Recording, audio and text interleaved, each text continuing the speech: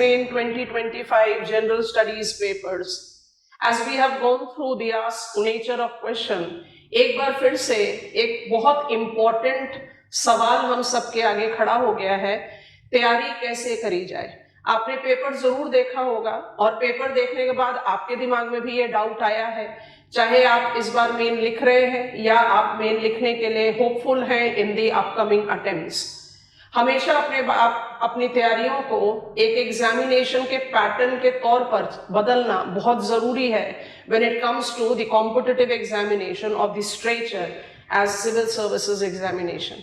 This has been said so many times that it sometimes seems like it is saturation, we should not speak about it.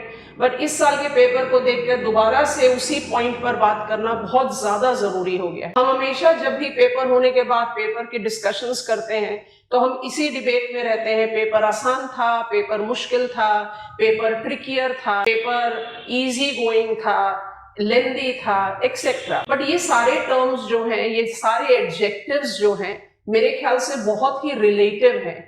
ये अपने आप में कोई strong meaning नहीं रखते हैं। किसी के लिए कोई एक चीज आसान इसलिए होगी क्योंकि उन्होंने वो चीज प्रिपेयर की थी और वो उसी फ्रेम में आ गया, या उस समय तैयार होने के बावजूद भी क्वेश्चन के किसी एक टर्म को प्रॉपरली कॉम्प्रिहेंड नहीं कर पाए। So these things are immaterial.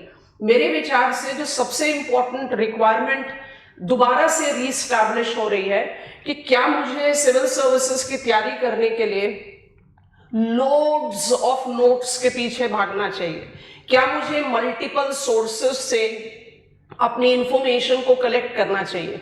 Where is the limit to prepare general studies for civil services examination. क्या मुझे पूरी तरह से कोई एक स्टैंडर्ड परव्यू लेकर पढ़ना चाहिए। मेरी एडवाइस हमेशा से स्टूडेंट्स के लिए रही है, स्टैंडर्ड बुक्स अगर सिविल सर्विसेज एग्जामिनेशन की तैयारी के लिए कोई है तो वो NCERTs हैं। आपने NCERTs को अपना फाउंडेशन बनाना है। NCERTs को आपने कभी कहीं कॉम्प्रोमाइज नहीं करना है।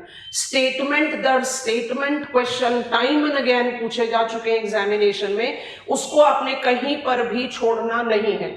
उसके बियॉन्ड अगर आप नेचर ऑफ क्वेश्चंस देखें, हम अभी कुछ क्वेश्चंस आपके साथ डिस्कस करेंगे, whether it is from general studies 1 और फ्रॉम 2 और फ्रॉम 3। आप नेचर ऑफ क्वेश्चंस को देखो, ये इतने इजी गोइंग, इतने सुपरफिशियल या इतने जनरलाइज्ड हैं कि आपको कहीं भी सब्जेक्ट स्पेसिफिकेशन की जरूरत है ही नहीं। और जो एलिमेंट्री सब्जेक्ट स्पेसिफिकेशन चाहिए वो NCERT को थरो स्टडी करने से बहुत अच्छी तरीके से पिकअप किया जा सकता है। तो भागना छोड़ दीजिए, आपके पास जो इंफॉर्मेशन सोर्सेज हैं वो सफिशिएंट हैं। आप अपडेशन पर ज्यादा ध्यान रखें, न्यूज़पेपर रीडिंग पर ज्यादा ध्यान रखें, क्योंकि आप maximum nature of the questions जो हैं, जो टर्म्स आते हैं, जो की टर्म्स होते हैं क्वेश्चन में, वो सारे की टर्म्स एक साल के पिछले न्यूज़पेपर में आए हुए न्यूज आइटम से ही रिलेट करते हैं। And when you develop a perspective of your own, and how do I develop a perspective, how do I develop confidence, how do I develop that easy go approach which I see that the toppers or good scorer or the students who have attained very good examination or have scored very well attain from। Confidence उसी के पास होता है जो informed होता है, और informed वही है जो अवेयर है, जो ओपन है। आप रिसीविंग एंड पर हो, आप इंफॉर्मेशन रिसीव कर रहे हैं, but develop a filter.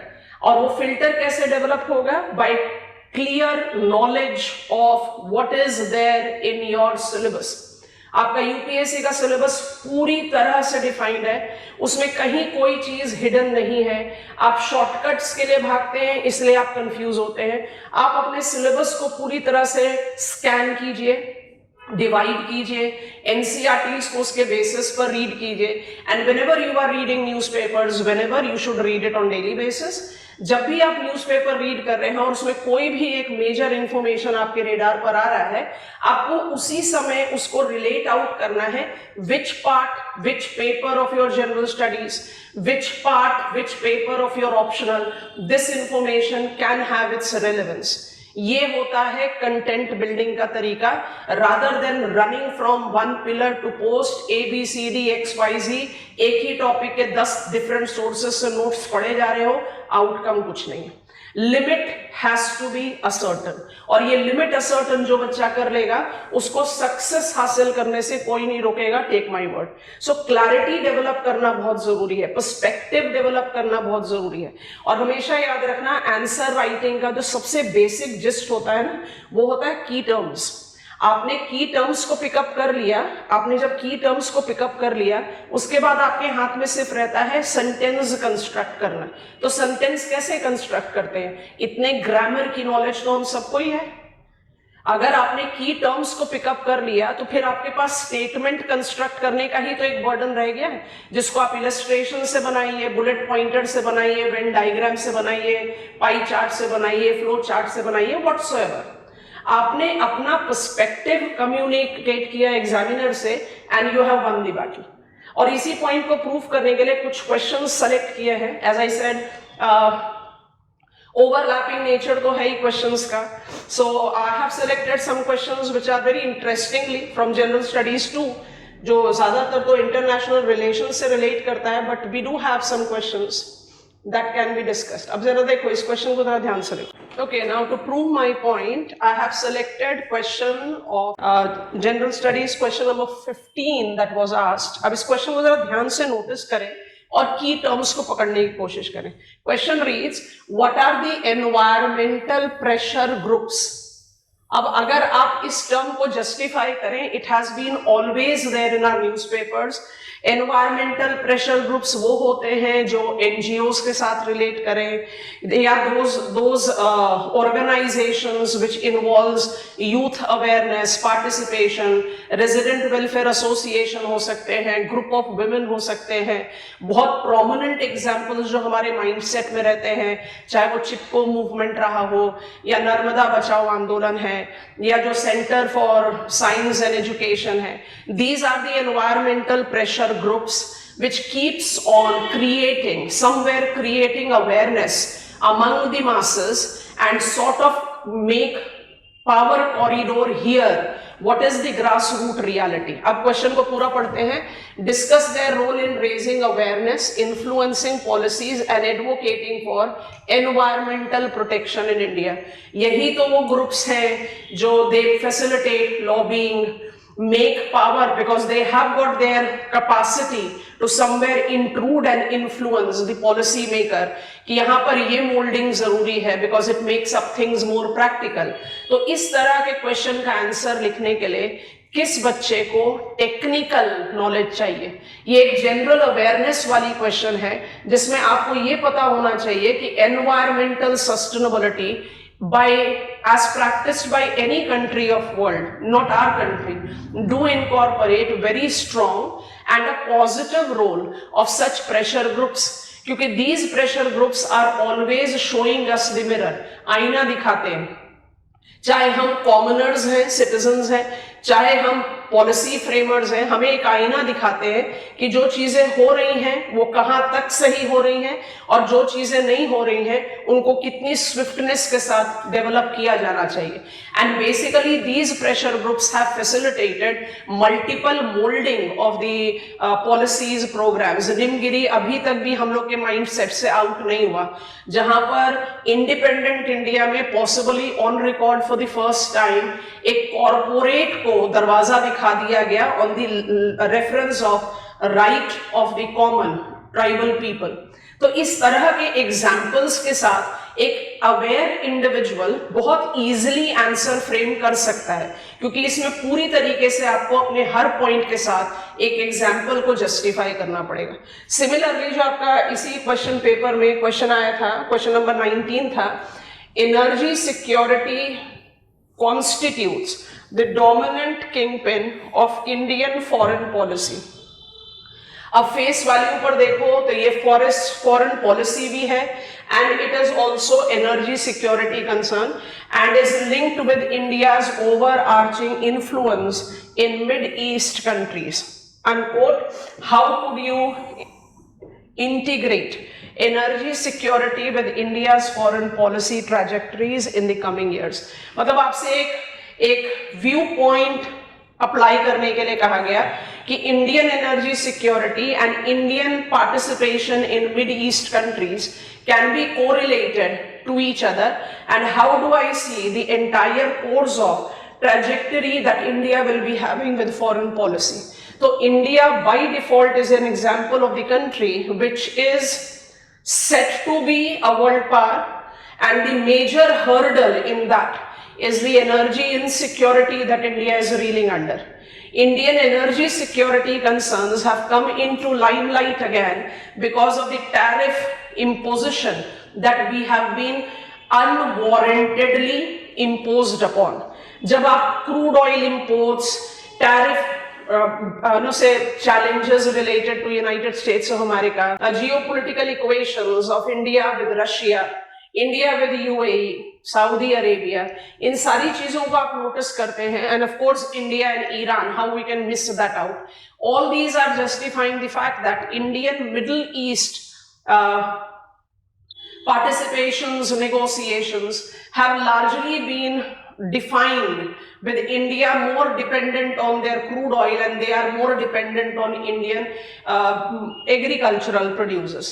But when I take up the reference of this foreign policies towards energy security, it is much beyond now, and that much beyond is correlated with cleaner sources of energy, and that is where we can easily apply on that Indian reaching out to the sunshine countries of the world, Solar Alliance, Indian reaching out with Green Grid Initiative are all the examples of Indian foreign policy trajectories that is oriented towards energy security. आप खुद से सोच कर देखो, क्या इस question में मुझे कहीं टेक्निकल एक्सपर्टीज चाहिए टू क्रिएट आउट आंसर? क्या मैं इंडिया के ट्रेड्स या ट्रेड नेगोशिएशन या pathways that India is required to modify in accordance to what has grown up as a demand because of imposition of the tariff is there? ये चीजें तो आप automatically पढ़ रहे हैं, तो आपको अपने आप को सिर्फ ये कॉन्फिडेंस देना है that the things that I am reading, base मैंने तैयार किया हुआ है, मुझे पता है what is foreign policy of India, I identify what is trade policy of India, I know what are the energy security concerns for India, what are the challenges towards it, what are the prospects towards it. अब examination में question में मुझे किसको किसके साथ intermix करके तैयार करना है, ये मेरा अपना कॉन्फिडेंस लेवल है और ये मेरा अपना प्रोजेक्शन है, and that is what makes and breaks your. ये दो क्वेश्चंस हमने जनरल स्टडीज 2 से लिया, अब हम बात करते हैं जनरल स्टडीज 1 के कुछ questions. If you look at some of the questions that have been there in general studies 1, अब जैसे ये वाले क्वेश्चन को आप ध्यान से नोटिस करो, what are climate change and sea level rise affecting the very existence of many island nations? You have to take how are climate change and sea level rise. दो चीजें हैं, क्लाइमेट चेंज और सी level rise को एकदम synonymous नहीं ले लेना। Change of climate is making island nations becoming more susceptible to immense hazard, ठीक है। और सी लेवल राइज, अब तो प्रोजेक्शंस भी आ रहा है, countries like Tuvalu is projected to be non-existing post 2050, ठीक है। और मालदीव्स जैसे कंट्रीज को 2100 AD के बियॉन्ड हम एग्जिस्टेंस में ही नहीं ले रहे। So it is not about whether we will be in the position of generating resilience of our population against rise in mean sea level, change of the climate, crop failure, etc. It is about existence.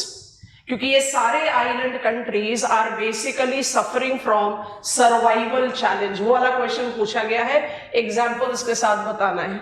Island nations have been very long showing concern, और जितने भी recent examples में conferences of parties हुए हैं, उन सब में जो एक कंसिस्टेंट मोस्ट वॉइस रही है वो आइलैंड कंट्रीज की रही है। What about our survival, what about our identity, and whom we should held responsible, कौन कहां पर, मतलब where there should be, किसको हम responsible ठहराएं, how there will be the things that will be done which is somewhere going to help us survive back, generating that resilience। आपका area ही डूब जाएगा, so you know it is something which has been correlated with चारों दिशा की मार। सो examples के साथ almost all island countries, whether it is in Indian ocean, Pacific ocean, Atlantic ocean, सब के सब इस चैलेंज पर है। दोनों चीजों को जस्टिफाई करना चाहिए। चेंज ऑफ क्लाइमेट से जितने प्रॉब्लम हैं जो आईपीसीसी से एसोसिएट कर रहे हैं, and rise in mean sea level, we know that we easily can make maximum 3/4 of the islands, majority of the islands getting inundated.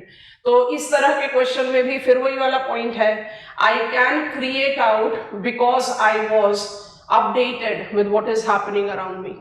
Next question की तरफ पढ़ते हैं, what are non farm primary activities. Non farm primary activities में agriculture को demarcate out कर दो, छोड़ दो, बाकी सबको आप जस्टिफाई कर सकते हैं। How are these activities related to physiographic features of India. Physiographic features के साथ mountainous area, plain area, plateau area, coastal areas, geological structure, prevailing climate, vegetation, habitation will be determining which type of activity we can correlate with. Whether we are taking it up in terms of mining, whether we are taking it up as animal husbandry, we are taking it up as aquaculture, ये सारी चीजें physiography के साथ ही relate होंगी। तो इस particular question में करना क्या है, इस पर्टिकुलर क्वेश्चन में आपको दो चीजों को इंटीग्रेट करके लिखना है, कौन कौन सी एक्टिविटीज और किस तरह से फिजियोग्राफी। इसी को हम कहते हैं ना crop ecological zonation, resource based economic decisions, because that makes it more dependable, that makes it more climate smart. तो उस पॉइंट पर आंसर आना चाहिए। उसके बाद क्वेश्चन है, explain briefly ecological and economic benefits of solar energy generation in India with suitable examples. Solar energy, अभी थोड़ी देर पहले ही एक क्वेश्चन में आपको बताया एनर्जी सिक्योरिटी कंसर्न। अब हम as a typical example of tropical country, साल के 365 दिन में हम कम से कम 250 डेज प्लेंटीफुल सनलाइट एक्सपीरियंस करते हैं। हमारे लिए सोलर एनर्जी का economic benefit by default will be decentralised, off grid, bottom up, Kusum आप जानते हैं, अन्नदाता टू ऊर्जा दाता आप जानते हैं, an ecological benefit of course with carbon emissions reduction. You can take up the mobilization of less dependency on the fossil fuel, which by default will be reducing the pressure that we are having on our foreign exchange reserves. तो आप economic और ecological benefit को justify करते हुए एक point जरूर focus करना चाहिए आपको इसके आंसर राइटिंग में, and that is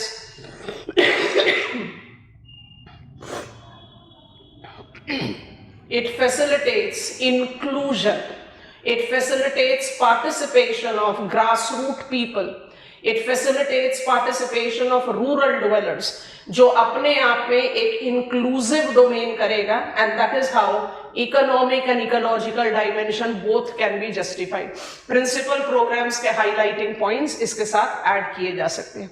What are tsunamis? Tsunamis को आप आइडियली तो सेस्मिक सी वेव्स ही बोलते हैं, बट जब इससे पूछ रहा है how and where are they formed, तो सुनामीज के फॉर्मेशन प्रोसेसेस बहुत सारे होते हैं। आप पहले तो tsunami, harbour wave, Japanese term, माने इससे आसान क्वेश्चन मेरे हिसाब से नहीं हो सकता। आपने बताया, आपने डायग्राम बना दिया, जो बेसिक टर्मिनोलॉजी से रिलेटेड स्केच होता है सी वेव्स का वो बन सकता है। When I talk about tsunamis, I associate it with submarine quake, I associate it with submarine volcanism, I associate it with human induced activity, submarine landslide. It is also with extraterrestrial stuff, that is meteoroid bombardment. आपको सारे characteristics justify करने चाहिए, because it is asking you how and where are they found and what are their consequences. तो जब आप इसके types लिख रहे हो, आप इसके साथ इसके कॉन्सिक्वेंसेस को जस्टिफाई कर सकते हैं। पहला तरीका ये है। दूसरा है कि आप कॉमन बिगनिंग दीजिए, व्हाट आर सुनामीज, आइडेंटिफाई करिए उसके टाइप्स, डायग्राम साथ में जोड़िए, और कॉन्सिक्वेंसेस में how it facilitates number 1 destructive impact in the coastal area in terms of coastal hazard, एक तो फॉलिंग फोर्स भी है, दूसरा फिर फ्लडिंग ऑफ द एरियाज भी है, because taller wave Heights by default tends to create immense detrimental effect and we have seen recent examples of it. अभी तो Kamchatka Peninsula वाला एग्जाम्पल बिल्कुल फ्रेश है हमारे माइंड में, we can take that as the case. Okay, how does smart city? Smart का decoding करें तो क्या होता है? It is sustainable, mobility, affordability, renewable, transportation. अब आगे पढ़ते हैं. In India address the issues of urban poverty and distributive justice. तो स्मार्टनेस का मतलब ही यहाँ पर इंक्लूजन है, स्मार्टनेस का मतलब ही यहाँ पर अफोर्डेबिलिटी है, स्मार्टनेस का मतलब ही यहाँ पर डिस्ट्रीब्यूटिव जस्टिस है, रिमूवल ऑफ अर्बन पॉवर्टी है, नो से ecologically sound public transportation means है, कम्युनिटी स्पेस है ना. जब ये सारी चीजें हैं तो smart city as the special purpose vehicle, Ministry of Housing and Urban Affairs by default is oriented towards enhancing inclusion. और inclusion जब आएगा तो distributive justice आएगा, poverty removal, at least upliftment of the downtrodden people who are being deprived of what is called decent urban living is being targeted. और इसमें आप example दे सकते हो, हमारा जो स्वच्छ भारत अभियान में Indore year on year basis एक बहुत से मोस्ट स्वच्छ सिटी के तौर पर उभर कर आया. वहां पर आप नोटिस करेंगे smartness with distributional justice have been of an utmost level. माने that gives you the justification that if there is a will to mobilize inclusion, it can be attained. And of course there is the requirement of inducing, जिसको कहते हैं ना कहीं problem की crux को जाकर control करना, क्योंकि rural urban migration is the reason that towns are having the problem. तो कहीं अगर हम उसको कंट्रोल करते हैं तो automatically distributive justice becomes much more easier. If we see the questions that have been beyond from geography overlapping, give a geographical explanation of the distribution of offshore and onshore oil reserves of the world. How are they different from each other? On and offshore reserves को अगर आप generally compare करें तो onshore reserves are largely associated with sedimentary stratas which are being extracted with much comparatively easier oil drill method. Offshore reserves जो हैं वो thick marine sediment bed है. Their exploitation and exploration technique is expensive, and I have got the presence of offshore reserves precisely worldwide. अगर आप कुछ locations को justify करें तो I have got Persian Gulf, Gulf of Mexico, North Sea Shelf, Sunda Shelf, plentiful examples. So you have to distinguish geographical account of on and offshore oil reserves. So their area of occurrence, their geological formation, their method of exploration and exploitation, their commerciality, they all differ from each other, and by default they complement each other when it comes on to global energy resource security. Deep mining, benthic mining challenging है, but this is what we are also looking in for. तो अभी तक जब हम offshore oil drilling के बारे में बात करते हैं, it is largely from continental shelf. So the potentialities of deep sea mining is also existing. So marine sediments, which are not that what we call habitual practices of extraction. तो आपको location का justification, geological structure का justification, methods of exploration and exploitation को justify करके differences देना है. Conclude करते समय आप आराम से कह सकते हैं that they complement, because whenever we are taking up the reference of saturation, these are finite resources. तो जहां पर एक पॉइंट पर सैचुरेशन है, I have got the possibility to look beyond towards energy security. Next question को read करें. Discuss how the changes in shape and size of the continents and ocean basin. Changes in shape and sizes.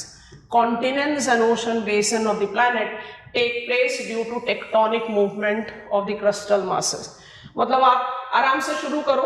रोडीनिया, Pangaea actually आपको यहाँ करना क्या है, आपको justify करना है that everything on the face of the earth, crustal movement, एकदम typical geomorphology का क्वेश्चन है, crustal movement is consistent since the origin of planet earth and we have successfully reconstructed Rodinia, Pangea से अब तक.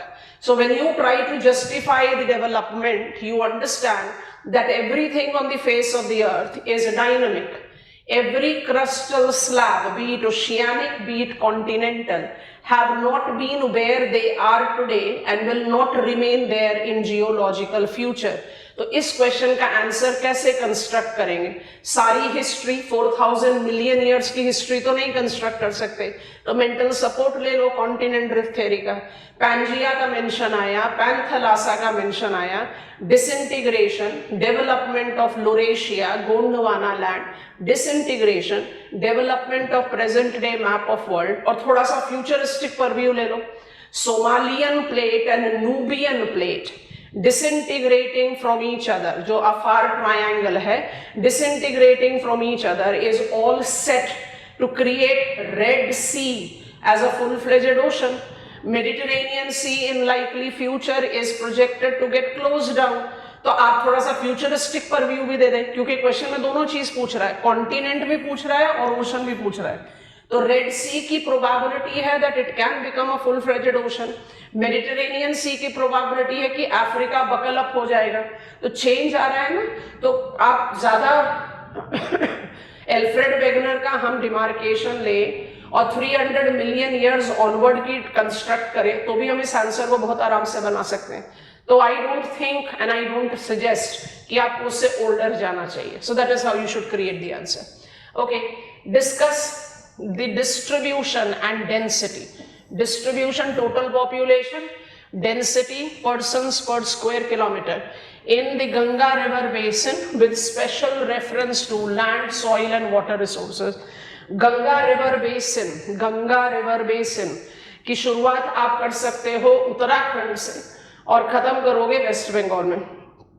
Drainage basin, Uttarakhand mountainous, lesser carrying capacity, flood prone river. जैसे ही आप descend करते हैं प्लेन में from Uttar Pradesh via Bihar to West Bengal, 2011 का सेंसस हमारे पास है. All the 3 states are considered among not just most populous states of the country but also dense clustered states of the country. और जब आप इसको रिलेट आउट करते हैं with land, soil and water resource, तो आप जस्टिफाई करेंगे land, fertile lowland, आपके पास भांगर, खादर, एनुअली रिन्यूड सॉइल है, कमॉन फ्लड प्रोन स्ट्रीम्स हैं. वाटर रिसोर्स परीनियल, गंगा बेसिन के सारे प्रिंसिपल ट्रिब्यूटरीज का एसोसिएशन यहाँ पर है. और जब आप इसके साथ रिलेट आउट करते हो soil, land, so featureless lowland with fertile alluvial soil and availability of water resource that is perennial. Arable land, cultivable conditions prevailing throughout the year. No wonders when I take a preference of Uttar Pradesh, Bihar and West Bengal, we take few of the most prominently contributing states to country's food basket. अब ये अलग चीज है कि population load ही इतना ज्यादा है कि डिमांड सप्लाई मिसमैच का फैक्टर रहता है. तो distribution of population and density in Ganga plains is basically associated with population surplus states. ये projection है ना कि Bihar is all set to surpass Maharashtra to be the second most populous state of the country. Possibly अब तक हो भी चुका है. हमारा डेटा टेबल थोड़ा सा अभी डिलेड है अपडेशन में. And when I take a preference of north-south divide, it is Bihar that is going to have youngest population. तो आप उस पॉइंट पर आप आंसर को कंस्ट्रक्ट आउट कर सकते हो कैरिंग कैपेसिटी फैक्टर के साथ. ये वाला क्वेश्चन बड़ा इंटरेस्टिंग था. इसको आप किसी एक सब्जेक्ट के साथ नहीं रिलेट कर सकते हो, but still how do you account for the growing fast food industries. जब जनरल स्टडीज 1 का सेशन डिस्कस कर रहे थे तो हमने ग्लोबलाइजेशन को ग्लोकलाइजेशन एंड ग्लोबलाइजेशन के साथ एसोसिएट किया था. जब ग्लोबलाइजेशन ग्लोकलाइजेशन के साथ जाता है तो ये न्यूट्रिशन सिक्योरिटी एंड इंक्लूजन को सपोर्ट करता है। पर जब ये ग्लोबलाइजेशन के साथ जाता है तो it very clearly correlate with something that can be suppressive.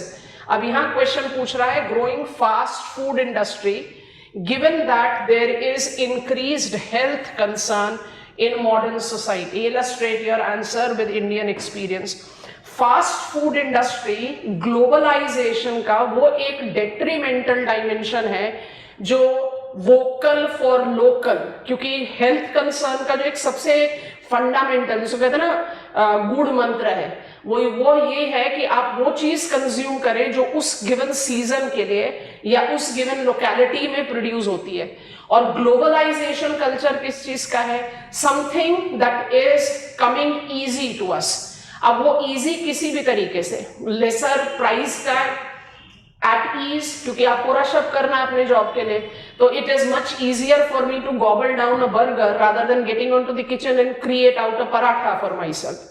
सो उस पॉइंट ऑफ व्यू से अगर आप देखेंगे तो growing fast food industries is basically all correlated not just with marketing gimmick, it is also correlated with something that we consider to be a sort of mindset of a status, you know, something that we have created ourselves कि आपने Zomato से या Swiggy से कुछ order किया तो मुझे भी करना चाहिए, आपने XYZ रेस्टोरेंट से कुछ खाया तो मुझे भी खाना चाहिए, because we basically are in the time of social media जहां आप किसी भी पॉइंट पर किसी को भी बहुत जल्दी मैनिपुलेट कर सकते हैं towards consuming, not consuming anything. So fast food culture का जो ग्रोथ है, it is the combination of many things, principally globalization, जहां पर लोकल को सप्रेस करने का बहुत मेजर और सक्सेसफुल अटेम्प्ट है। इसका जो हेल्थ कंसर्न है वो by default correlated to when I talk about over nutrition, hidden hunger, micronutrient deficiency, हर पॉइंट ऑफ परव्यू में, ओबेसिटी से लेकर डिप्रेशन से लेकर multiple serious health element, microplastics का consumption, what not. That is the reason there has been very strong growing concern that we should revive out globalization as localization. That is more important rather than fast food culture. Okay. Achieving sustainable growth with emphasis on environmental protection could come into conflict with poor people's need in countries like India. Comment. Interesting है, sustainable growth को achieve करने के लिए with environmental protection I will be somewhere creating conflict with poor people need. हम इस चीज को debatable pros and cons के तौर पर जस्टिफाई कर सकते हैं, क्योंकि जब भी आप बात करते हो ना सस्टेनेबल अचीवमेंट, तो हमारे दिमाग में क्या होता है? Let it be all beautified, clean, you know, things of that sort. उसके लिए आप क्या कर रहे हैं? आप cleaning up, river water pollution abatement करना है तो कैचमेंट एरिया को क्लीन करना पड़ेगा। कौन है जिन्होंने इनक्रोच करा हुआ है कैचमेंट एरिया को? Influx of the fresh immigrants, poor people. whenever you are talking about decluttering of any of the location, slums development, slums कौन occupy कर रहा है? Poor people. Whenever there is a restoration of biodiversity, afforestation, वहां पर किसको आप सबसे पहले डिस्प्लेस करेंगे? पुअर पीपल, क्योंकि जो कंक्रीटली कंस्ट्रक्टेड एरियाज है उनको तो सप्लीमेंट करना इतना आसान काम नहीं होगा। I take a balanced stand for this question. Do I believe that sustainable growth with emphasis on environmental protection comes in conflict with poor people? I can say yes, no, both. Because if sustainable growth is supplemented as sustainable development, then there is no point of conflict. Because whenever we talk about anything, एक set track से जब भी हम थोड़ा सा deviate होंगे, there will always be a group of people या there is a group of interest जो कंट्राडिक्ट होगा। पर ये कंट्राडिक्शन किस लेवल तक डेट्रीमेंटल होगी उसका मैनिपुलेशन किया जा सकता है। Poor people are poor because they have not been included in development. और डेवलपमेंट में इंक्लूड नहीं किया तभी वो सस्टेनेबल नहीं है, क्योंकि anything which is inclusive, decentralized, diversified is sustainable. तो मैं इस क्वेश्चन के आंसर को लिखने के लिए एक डिबेट का परव्यू दूंगी, जिसमें yes I do believe in it and no I don't believe in it either, क्योंकि ये अपने आप में एक वन ट्रैक आंसर नहीं बन सकता। क्योंकि अगर कोई चीज सस्टेनेबल सही मायने में थी तो कभी भी किसी भी पुअर पॉपुलेशन के इंटरेस्ट को कंट्राडिक्ट नहीं करेगी, और अगर वो सस्टेनेबल सही मायने में थी तो फिर पावर्टी और डिप्रीवेशन का वो मैग्नीट्यूड होना ही नहीं चाहिए था। और ऑलमोस्ट उसी एथॉस के साथ ये लास्ट क्वेश्चन है हमारा, does tribal development in India centre around two axes, those of displacement and rehabilitation, कि हम ट्राइबल एरिया डेवलपमेंट को दो धारी तलवार के साथ चला रहे हैं, एक जगह कहते हैं डिस्प्लेस करो, दूसरी जगह कहते हैं रिहैबिलिटेट करो। ये भी उसी तरीके का क्वेश्चन है जिसमें आपको डिबेट के तौर पर आंसर देना चाहिए। I don't believe in it fully, neither I discard it fully, क्योंकि जब आप ट्राइबल एरिया डेवलपमेंट का फंडामेंटल्स पिकअप करते हो हमारे कंट्री में, it goes with assimilative and isolationist. हम उनको जैसे वो हैं वैसा डेवलपमेंट देने की तैयारी में और सक्सेसफुली कर भी रहे। Displacements have been there knowingly, unknowingly in name of development. No one is denying that.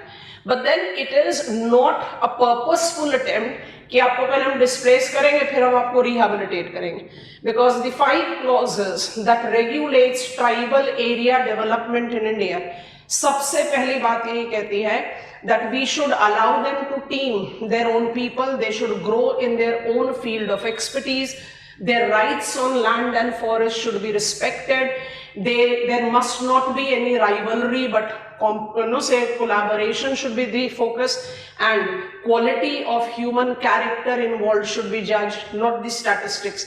ये पांचों क्लॉजेस को जब आप जस्टिफाई करते हो अपनी लर्निंग में of tribal development in India, मेरे ख्याल से बहुत इजी आता है। No, we are actually not on the two sided sword, कि हम एक तरफ उनको डिस्प्लेस कर रहे हैं जानबूझकर और दूसरी तरफ रिहैबिलिटेट कर रहे हैं। जो डिस्प्लेसमेंट हुआ इनएविटेबल कॉजेस से हुआ वो तो हमें दोबारा करना है, but now we are very much cautious about their rights on land and forest. हमने जैसे शुरुआत की इस सेशन की और क्वेश्चंस पिकअप किए जो 2025 जनरल स्टडीज में आए, आप मेरे ख्याल से कहीं कन्विंस हो गए कि एग्जामिनेशन की रिक्वायरमेंट और एग्जामिनेशन की प्रिपरेशन लेवल सब इंडिविजुअल के, आप सब बच्चों के लिए अलग है। लेकिन अपने अंदर ये कॉन्फिडेंस डेवलप कीजिए कि जो सोर्सेज आपके पास हैं वो सफिशिएंट हैं, क्योंकि सोर्सेज जो चाहिए इस एग्जामिनेशन को सही मायने में अच्छी तरह से क्रैक करने के लिए, अच्छी तरह मतलब अच्छे स्कोर के साथ क्रैक करने के लिए, वो सिर्फ एनसीईआरटी है और न्यूज़पेपर है, और ये हम सबके पास है। इसके अलावा और कहीं पर भी भागोगे तो सिर्फ अपना टाइम खराब करोगे, 2 साल 4 साल, अदरवाइज कहीं कोई डिफिकल्टी नहीं है। क्वेश्चन को 1 बार 2 बार 3 बार रीड करो, जैसे हमने आपको भी रीड करके बताया। लास्ट 2 क्वेश्चंस में मेरे ख्याल से बहुत सारे लोग अग्री करोगे, वो डिबेटेबल आर्ग्यूमेंट कोई सोच ही नहीं रहा, जबकि बहुत आराम से वो डिबेटेबल आर्ग्यूमेंट है। आप वन ट्रैक आंसर नहीं बना सकते, कन्विंसिंग ही नहीं है वो।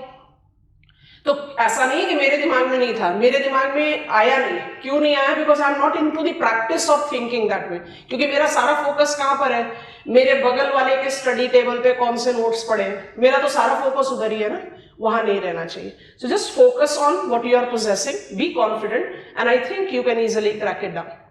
All the best.